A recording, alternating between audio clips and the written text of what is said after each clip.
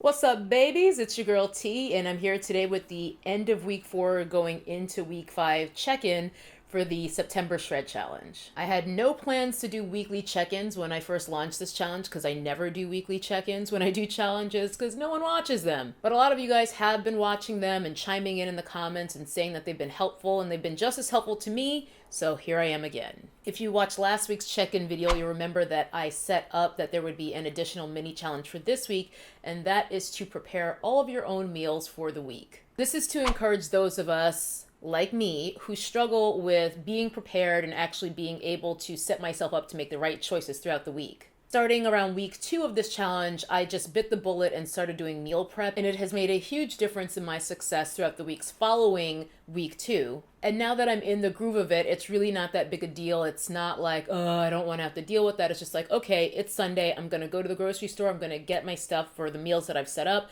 cook it all, and then I don't have to worry about my meals for the rest of the week. Because even when I'm getting takeout that's healthful, you still don't know exactly what people are putting in that food. And restaurants, the reason restaurant food tastes so good is they use a ton of butter or oil or salt or all the above. So even if you're not going to a drive-through kind of restaurant, you're still probably taking in more calories, more fats, and maybe just not the best macro ratios that you would want if you just cooked yourself. Quite a few of you also said that you already cook 95% of your own meals, so that's great. This will be an easy mini challenge for you. But for those of you who are like me, who sort of dread cooking or just can't be bothered or feel like you don't have the time, and who tend to go out to eat far too much or get takeout far too much, I wanted to do this mini challenge so that you could see it really is more beneficial than you might even realize. Just to suck it up, put in the time, it's really not that bad. And for the amount of time and effort invested, it's so much more worth it in terms of the money you save on meals, as well as the control you'll have over what your meals are and what goes into them. Now, last week I talked about a topic that I feel like is the dirty little secret of weight loss, and that was just that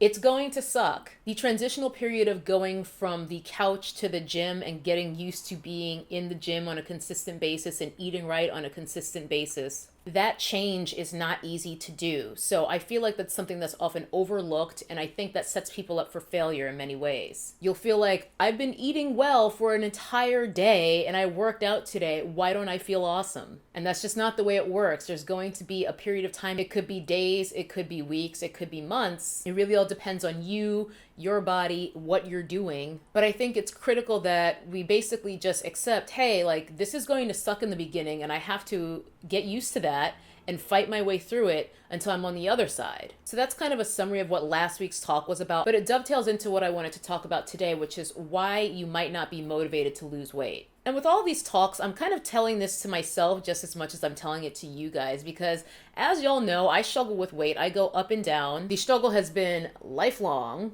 But when you're on one side of the equation versus the other, in this case on the side of the equation where you are in a rut and you want to change your body, you want to get healthier, you want to get fitter, you want to possibly drop some pounds, but you just can't seem to get it going. You can't seem to get any momentum. You can't seem to stick with anything for more than a day or a couple days. There are reasons behind this, and it's not just that, oh, I'm being lazy. That can certainly be a part of it, but I feel like laziness is the manifestation of other things going on. Now, again, I'm speaking from my own experience and my own thoughts on how we can self-destruct and self-sabotage. But I do think when we're in those moments when, say, we are at a party or we're at our place of work and we know we're supposed to be eating clean, whatever that means to you, and then all of a sudden there's cookies or there's donuts or there's pizza or something like that. And then you're in that moment saying, okay, I really want that.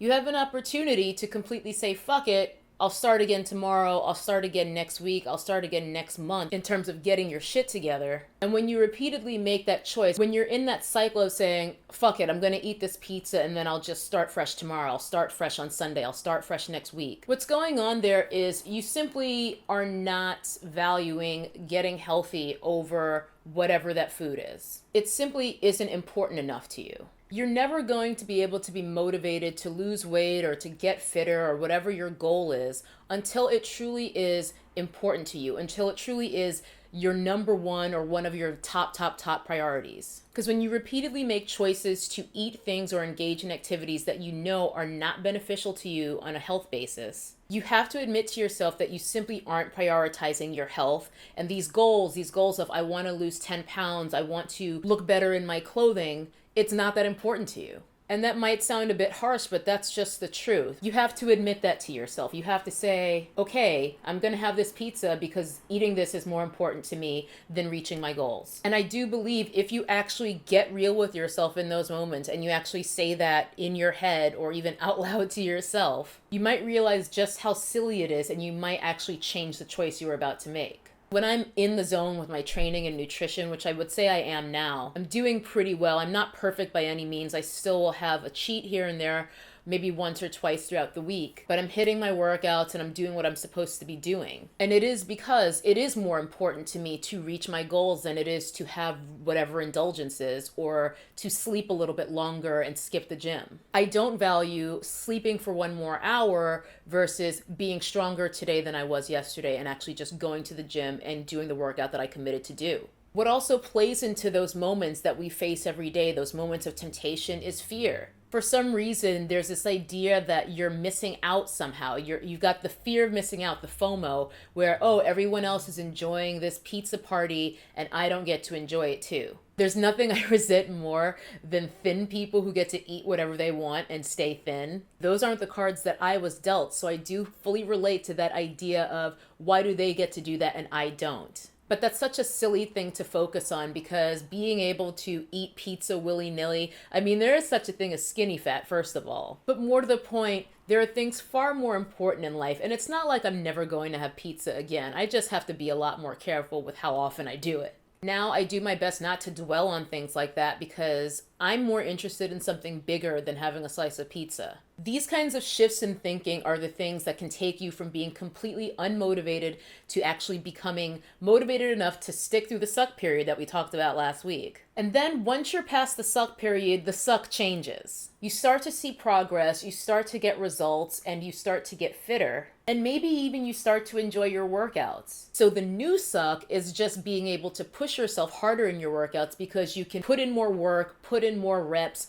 lift heavier weights. And yeah, your workouts are probably going to suck more, but in the best possible way. I mean, it's called a workout, not a fun out. That was very lame. But you catch my drift. The point is, the suck, it's not going to be, oh, I hate doing this. It's going to be, oh, this is really challenging me. I'm not sure I'm going to get through this rep. I'm not sure I'm going to get through this workout. And then you do. You leave that workout stronger than you were at the start. When I'm in the gym and I'm really pushing myself and I feel like maybe I'm not gonna make it, I legit look at every drop of sweat as an investment. Every drop gets me closer to my goal. So every day when I'm in the gym, I'm on that assault bike or I'm doing wall ball shots or I'm doing burpees and they suck. But I can do more of them than I could do 2 weeks ago. I can do them faster than I could do them 2 weeks ago. I'm doing them with better form than I could do 2 weeks ago. I need less rest than I did 2 weeks ago. And that does not suck. So the shift in suck also allows you to become more motivated because you're seeing this progress and you're seeing these results and you're able to push yourself harder in the gym even though it sucks when you're in that moment pushing yourself. But when you have tangible results where you can look in the mirror or even look at side-by-side pictures, because that's why I made one of the rules, make sure you take before photos, that becomes your motivation. When you got those receipts, long story short, it's going to suck in the beginning. That transitional period is going to suck. If you truly value reaching your goals for your body and your health overall, you will make the right choices. If you're not making the right choices, then it's not important to you. Persevere through the suck. Commit to the suck. Commit to 3 weeks of suck. And then after that, I can almost guarantee, barring any medical conditions, I can pretty much guarantee the positive changes you'll see in your body, in your life, in your mood, in your rest, your overall well-being will be the motivation to keep you going. When you start to look good, you'll feel better. When you start to feel better, it will become addictive and you will be so much more motivated to continue on that path. That is it for this week's little pep talk, I guess. And again, this is just as much for me as it is for you guys. I feel like I might need to go back and rewatch this video the next time I'm considering taking a day off from the gym. I'm not certain I'll be able to do a check-in for the end of week 5, unfortunately, because I'm going to Chicago for a wedding on Thursday. If I'm not able to do a check-in for week 5, be sure to check out my blog because I can always do a written check-in there instead of a video if you guys are just looking for some support and community. By the way, since I will be at a wedding in Chicago where they eat good, I'm definitely going to be mindful of letting myself indulge but not going overboard and destroying all the progress I make this week and the days leading up to that trip. It's not going to be a free-for-all the entire time I'm there. I'm certainly planning to make the best choices I can, especially since for those days that I'm there, ironically, I won't be able to abide by this week's mini challenge of preparing all of my own meals because I'll be staying in a hotel. So I won't be able to cook at all, but I'm still going to do my best to eat well while in Chicago. I love Chicago. I haven't been there in a really long time, but I feel like they don't even know what salads are. If any of y'all are in Chicago, let me know in the comments if you have any suggestions for more healthy kind of restaurants that I can check out while I'm there, because I'm feeling really, really pleased with my results so far, and I'm looking forward to week 5 and 6. So I'm definitely planning to stay on track even though I'm going on this little trip. And one more heads up, after this challenge concludes, after week 6, I'm going to have what I'm calling a victory lap, which is just going to be either 5 days or a week. I haven't decided yet. That'll just be a nice little final push to keep us going after the challenge officially concludes, because I want to keep these habits going. I want to continue working out 5 days a week. I want to continue with my meal prepping lifestyle, and I don't really see any reason that I wouldn't. I feel like I'm in a very good rhythm here, and this challenge doesn't feel unsustainable for me at this point. It was really just a nice way to kickstart